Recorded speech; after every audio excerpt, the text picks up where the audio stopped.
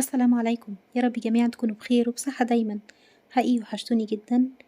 وحشني جدا جدا الشغل على القناة، بعتذر جدا عن التأخير. فيديو النهاردة فيديو مميز جدا، هينفع معاكي في رمضان أو حتى في الأيام العادية. هنحضر من نص كيلو كنافة وربع لفة جلاش. أحلى صينية وأفخم صينية جلاش بالكنافة بطريقة احترافية جدا. بجد هتعتمديها عندك، وهنتكلم على كل التفاصيل في قلب الوصفة. يعني لو بتواجهك مشكلة في الشربات والتسوية بتاعته، أو حتى في الجلاش والكنافة وقت التسوية، كل ده هنحله مع بعض ونتكلم عنه. يعني هتكون ناجحة معاكي جدا من أول مرة، ومش هتشتريها من برا تاني. بس قبل ما نبتدي، ياريت لو عجبك الفيديو تدوسي لايك، لو مش مشتركة في القناة اشتركوا وفعلوا جرس التنبيه إذا حابين يوصل ليكم إشعارات بوصفاتي الجديدة. أول حاجة هنتكلم عنها النهاردة هو شربات الكنافة بالجلاش. الشربات ده بيكون تقيل وبيكون بارد. طب علشان يكون تقيل بنعمل ايه؟ بنحط كوبايتين من السكر الحبيبات، عليهم كوباية ونص من المية، عليهم نص عصرة ليمونة وباكيت فانيليا. ده كله بنحطه على البارد. كمية السكر اللي أنا مستخدماها 400 جرام. كمية المية اللي أنا مستخدماها 300 ملي جرام. ابتدي أقلب كل المكونات دي كلها على بعض، وبعد كده هنزل بيهم على النار. مدة التسوية بتكون 12 دقيقة لو أنا مش مستخدمة عسل كلوكوز. طب لو أنا بشتغل في الحلويات، يبقى نصيحة مني إن انتوا تستخدموا معلقة من عسل الكلوكوز، بس ساعتها هيقعد معاكي 8 دقايق على النار. النار اللي باستخدمها بتكون في البداية عالية. أول ما بيغلي بعد كده باوطي النار عليها. أنا هنا استخدمت 12 دقيقة لأن أنا مش حاطة معلقة من عسل الجلوكوز. معلقة عسل الجلوكوز حلوة جدا جدا، بتخليه كل ما يقعد معاكي عادي كأنه لسه طازة وبيكون بيلمع. هاسيبه بقى يبرد على جنب، وابتدي أشوف الخطوة اللي بعد كده ايه. الخطوة التانية هشوف الجلاش اللي أنا مستخدماه جلاش متفرز، يعني الموجود في السوبر ماركت عادي. لكن لو انتي جنبك أو متاح بالنسبة لك الجلاش الطازة هيكون أحسن وأحسن. لفة الجلاش بتكون ما بين 12 13 14 16 ورقة جلاش. أيا كان ورق الجلاش اللي معاكي. احنا مش هنستخدمه كله، احنا هنستخدم جزء منه. هقولكوا نستخدم الجزء ده ازاي. وكمان الكنافة اللي هنستخدمها هتكون كنافة قليلة جدا. هبتدي اجيب صينية مقاس 30، ومعاكي برضو تقدري تستخدمي صينية مقاس 28. الاتنين هيطلعوا مظبوطين معاكي جدا. هبتدي احط الصينية القاعدة بتاعتها، وابتدي اقطع عليها الجلاش علشان يكون بحجم الصينية بالظبط زي ما انت شايفاها كده. نرجع تاني نتكلم عن الشربات مهم جدا. وقت تسوية الشربات يكون مهم جدا. جاتلي أسئلة كتير عن إن الشربات بيحجر معاكي. الشربات لما بيحجر ده معناه إن التسوية بتاعته كانت وقتها طويل، فلازم تلتزمي بوقت التسوية بالظبط. يعني 12 دقيقة حلوين جدا على نار متوسطة. لو مستخدمة معلقة من عسل الجلوكوز يبقى 8 دقايق بس، وهيطلع معاكي مظبوط جدا. نرجع للجلاش تاني. الجلاش بعد ما قطعناه على حجم الصينية ابتدينا نغطيه بالفوطة المتاحة ليه، وبعد كده بنسيبه على جنب. بنغطيه علشان الجلاش بينشف بسرعة. تالت حاجة معانا النهاردة الكنافة اللي أنا مستخدماها كنافة لازم تكون في الفريزر عندك، يعني قبليها بفترة، يعني مش جايباها طازة وتستخدميها. الكنافة دي بقالها عندي مثلا يومين 3 أيا كان. المهم إن هي كانت في الفريزر، تقدري إن انتي تفرميها بسهولة جدا، يا إما بإيديكي يا إما بالكبة، الاتنين واحد. بعد كده ابتدي أرصها في الصينية أو أحطها في الصينية بعد ما أفرمها من غير ما باضيف أي مادة دهنية. أنا بافضّل الخطوة دي جدًا في الشتا، لإن أنا لو ضِفت السمنة وقعدت أقلِّب فيها في الكنافة ممكن تتكتِّل في حتّة وتكون كتيرة في حتّة وقليلة في حتّة تانية. فالطريقة دي بتكون بالنسبة لي مناسبة جدًا وناجحة جدًا، فاعتمديها عندِك واستخدميها وعلى ضمانتي هتطلع مضبوطة جدًا معاكِ. يعني بتحطّي الكنافة من غير أي مادة دهنية، وبعد كده تبتدي تضيفي السمنة.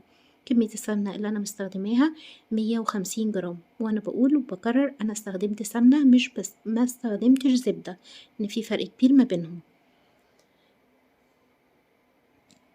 الخطوة دي بقى دلوقتي أنا هارجع لنقطة السمنة تاني وهاكلمكم في حاجة فيها.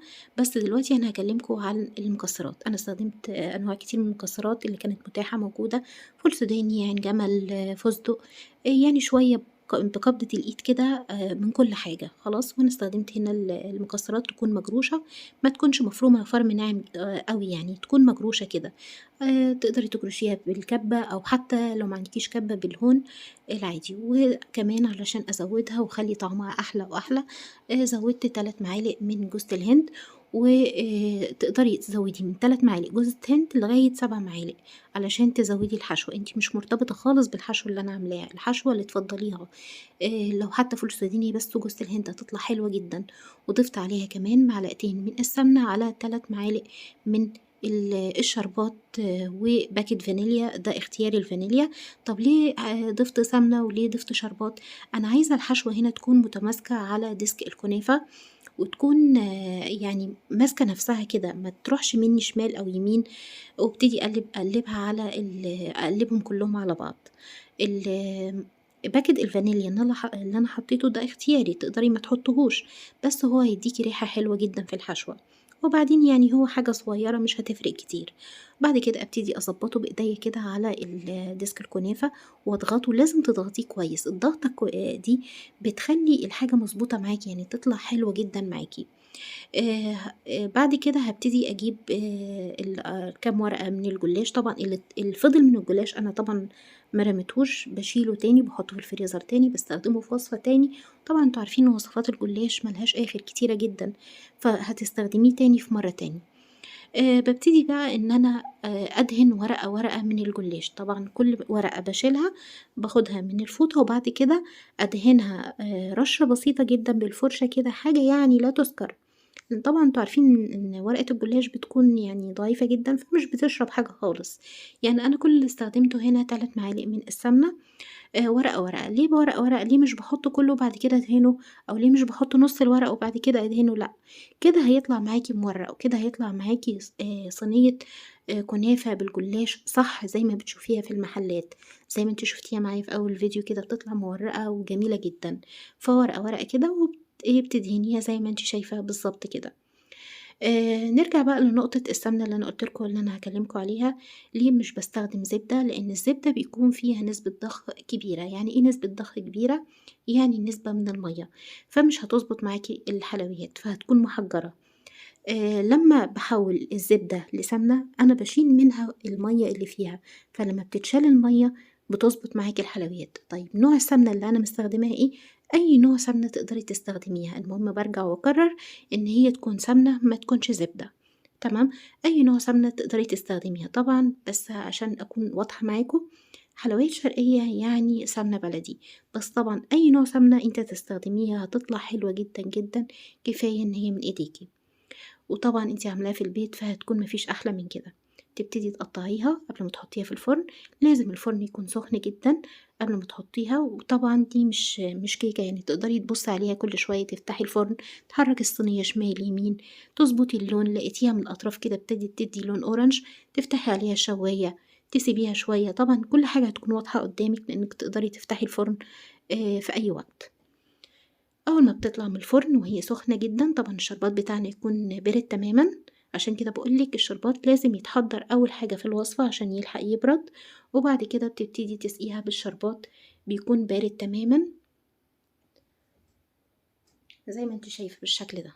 طبعًا شكلها حلو جدًا، طعمها حلو جدًا، سهلة أوي، أوي، ما بتاخدش وقت خالص، الكميات المستخدمة فيها قليلة. مناسبة جدًا لوصفات رمضان، يعني تقدري إن أنتِ تعمليها باستمرار، مش بيتزهق منها خالص. زي ما أنتم شايفين كده. أنا طبعًا حبيت إن أنا عشان طبعًا التصوير أدّي لها لون أو شكل، فزينتها كده بchocolate chips. ممكن تزينيها ببواقي المكسرات المجروشة اللي عندِك، زي ما تحبي. بس زي ما أنتم شايفينها كده. لو عجبكم الفيديو بقى دوسوا لايك، لو مش مشتركين في القناة اشتركوا. أتمنى من كل قلبي إن الفيديو يكون عجبكم. أشوفكم على خير إن شاء الله في فيديوهات جاية جديدة. السلام عليكم ورحمة